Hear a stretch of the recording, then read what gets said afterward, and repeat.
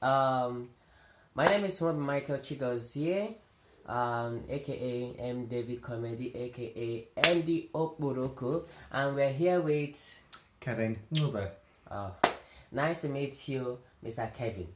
Sorry, I think I always pronounce it Calvin, but it's Kevin. Um, we are here again to discuss on a wonderful topic of occasion that is happening this month. I think October 31st, which is one of the biggest occasion here in UK, and he's here to brief us on a little history about this occasion, why it's been brought up, and how it's been celebrated, and how we should also take it as being celebrated. The topic we have today is Halloween. You know, it's a great occasion that's been done. I think it's not only in UK but in US. I think also in Canada and also part of Western countries around the world. And we'll also say that this Halloween have a great and wonderful thing to do with a lot of things that is happening around us. So, Mr. Kevin, can you actually brief us on this Halloween? How it been brought to existence? There's a lot of stories, a lot of theory about Halloween. A lot of scholars do say it is a traditional Christian festival. And basically it's about celebrating the dead and honouring their lives. But it goes back a lot further than that. It goes back to the Middle Ages with a Celtic holiday called Samhain, which was a Druid festival that again was held on the 31st of October, and it's the day before All Souls Day. Now All Souls Day is a Christian festival. Okay. Wow. So it's not actually it's the celebration of the remembrance of the dead. Yeah. Yeah, like we in Africa, what we do, we call it a memorial service, where we go for service and come back and then to remember our loved ones. Oh, that is very good. From beginning I was thinking it's celebration of witches. I've not heard it called Celebration of Witches. I think that's probably a translation that sort of spread. I mean, it spread from the Scottish and Irish immigrants back in the 17th century over to America. But the symbolic is lighting of candles. You know, people light a candle to honour somebody. You just put it in your window. And obviously Halloween, you've got your jack-o'-lanterns, so you carve a pumpkin.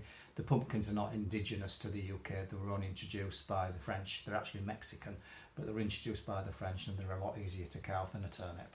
Okay, wow. So that's really good. So in this Halloween, what activities happens in this Halloween? There's quite a lot of tradition in what people like to do. There's making your jack-o'-lantern. Apple bobbing is a favourite one with the kids. Playing pranks, hence trick or treat, or it used to be called guiling and souling. Traditionally. Visiting haunted locations. There's a lot of ghost tours going around at the moment. A friend of mine went on one just recently. The telling of scary stories became very, very popular. Oh, well, I don't think I might be able to be in that scary place because sometimes I think I feel scared of being in some lonely area. Oh, and there's also that quite a lot of Christians do not eat meat on that day. Wow. I think most of the people that do that tradition is mostly of Catholics. Yeah, I think so. Yeah, they are the one that have more of a, well, even Anglicans also are part of it, but that normally happens during we call it in Africa, I think we call it Ash Wednesday. That's Easter. That's part of the Easter celebration. Yeah. So it's really wonderful. Like please can you actually tell us the things that we should do and the things we shouldn't do for this Halloween? Things you should do. Obviously, if your kids are going out trick or treating, with a bucket. In my days, it was going out for money. Okay. Now it's for candy, but just be very careful. If you can supervise a group of children with a responsible adult, I would.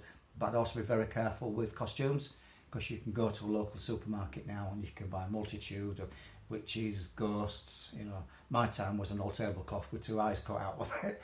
Wow. But you can buy, you know, goblins. You can buy pirate costumes.